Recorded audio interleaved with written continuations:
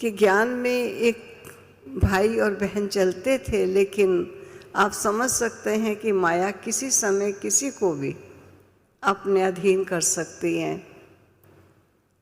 और ये इंग्लैंड की बात है, वो समय आया कि उन दोनों ने शादी कर ली और शादी करने के पश्चात एक बच्चे को भी जन्म दिया।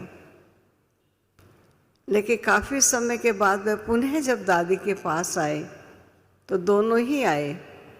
तब दादी ने कहा कि अपने बच्चे को क्यों नहीं लाई, मुझे पता चला है आपका बेटा भी है। तो दोनों ही रोने लग गए।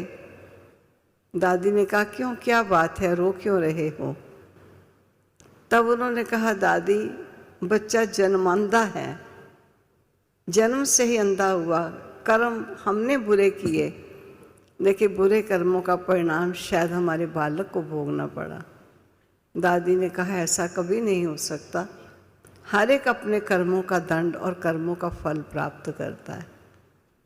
लेकिन दूसरे ही दिन दादी के कहने पर वो अपने बेटे को लेकर वहाँ पहुँचे। तो दादी उस दिन सतगुरुवार का दिन होने के नाते दादी सबको जल पिला रही थी। तो बच्चे को भी मां लाई और दादी ने उसके मुख में जल डाला। बच्चे को अवश्य जल स्वादिष्ट लगा। जल पीने के बाद कुछ क्षणों के बाद पुनः वो माँ की गोदी से उठा और दादी की तरफ आया और दादी की गाल पर हाथ करके कहता है कि मुझे पुनः दो। तो दादी ने उसको दोबारा उसके मुख में जल डाला और पीकर फिर वो माँ के पास गया। तब दादी ने उसकी माँ से कहा कि तुम कहती हो ये अंधा है, अगर अंधा है तो इसे कैसे पता कि मैंने ही ये जल पिलाया है और मुझे ही गाल पर हाथ लगाकर इशारा करके ये मेरे से पुनः जल मांगता है और जल पीने के पश्चात वो फिर तुम्हारे पास चला आया है। मैं नहीं समझती कि अंधा है, तुम एक बार डॉक्टर से पुनः इसका चेकअप कराओ। तो फिर रोने लगी कि डॉक्टर ने हमें लिखत में दे दिया, क्योंकि 3 ऑपरेशन भी इसके हो चुके हैं, लेकिन लिखत में दे दिया कि बच्चा अंधा है, अब हम कैसे उसके पास जाएं। तो दादी के आग्रह करने पर वह पुनः डॉक्टर के पास पहुँचे। उसने कहा जबकि सर्टिफिकेट दे दिया अंधा है फिर क्यों लाए? कहा हमारे बड़ों ने कहा है कि एक बार चेक करो। और डॉक्टर ने जो ही देखा तो डॉक्टर ने कहा कि कल तक ये अंधा था, लेकिन आज ये अंधा नहीं है। मुझे याद आता है जब उस बच्चे का जन्मदिन होता था तो बच्चा जन्मदिन नहीं मनाता था जब तक दादी ना आएगी। और हम एक बार लंदन में जब पहुँचे तो उस समय उसकी माँ ने हमें दिखाकर कहा कि ये था मेरा बच्चा जो अंधा था।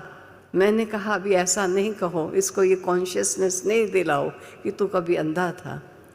तो जो कहा गया है कि करामत कैर खुदाई, कभी दादी ने इस प्रकार के करामत को खुदा का कैर समझकर कभी स्वीकार नहीं किया।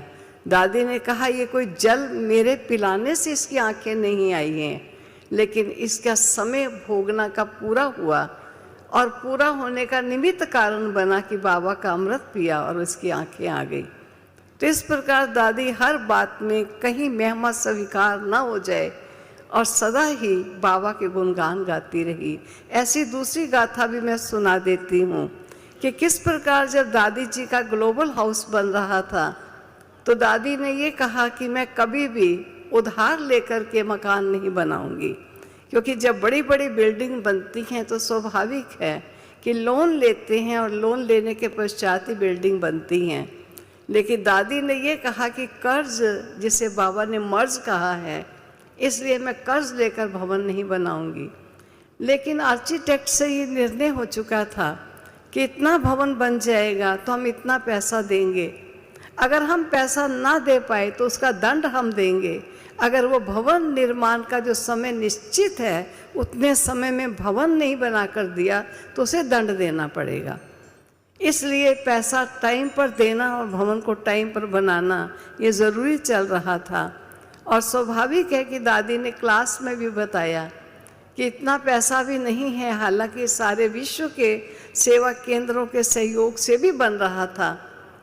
लेकिन दादी ने क्लास में कहा कि आजकल इतना धन नहीं है, लेकिन जो भी आप अपना तन से अपनी विशेषताओं का सहयोग दे सकते हो तो अपना सहयोग देकर इस भवन को कंप्लीट करो। तो उसमें बताते हैं कि एक भाई ने अपने स्थान पर जहाँ वो सर्विस करते थे वहाँ कारपेंट्री का काम होता था, बढ़ई का काम चलता था। तो उन्होंने वहाँ जाकर कहा कि ऐसे ऐसे एक स्थान बन रहा है, धार्मिक स्थल है, अगर कोई यहाँ सेवा करना चाहता है फ्री, क्योंकि सैटरडे संडे वहाँ छुट्टी होती है, तो आप में से अपनी सेवाएं कोई देना चाहे तो दे सकता है। तो अब कहते हैं एक कपल था, एक युगल था, जिन्होंने वहाँ सेवाएं देनी मंजूर की और सेवाएं ही दे रहे थे और फ्री देकर जाते थे। एक दिन रास्ते में अचानक वो जब जा रहे थे तो रास्ते में सड़क के बीचों बीच एक मनुष्य गिरा हुआ मिला। उन्होंने जाकर देखा तो उसने शराब ज़्यादा पी हुई थी, खड़ा नहीं हो पा रहा था, इसलिए बीच में पड़ा था और तेज व्हीकल उन्हें कुचल कर जा सकता है। उन्होंने उस व्यक्ति को अपनी कार में डाला और उसको होश आने पर कपड़े बदला करके ठीक करके उसे उसके घर भेज दिया। कुछ समय के पश्चात उस व्यक्ति ने जब शरीर छोड़ दिया तो इनको कोर्ट से बुलावा आया। अब आप तो समझेंगे पता नहीं क्या हुआ होगा। और कोर्ट से बुलावा आने पर इन्हें उस व्यक्ति ने मरने से पूर्व ये लिखा था कि 40,000 पाउंड्स इस युगल को मेरी तरफ से दिए जाएं। अब वो 40,000 पाउंड देने के लिए कोर्ट ने उनको बुलाया था और 40,000 पाउंड लेकर के वो दादी जी के पास आए।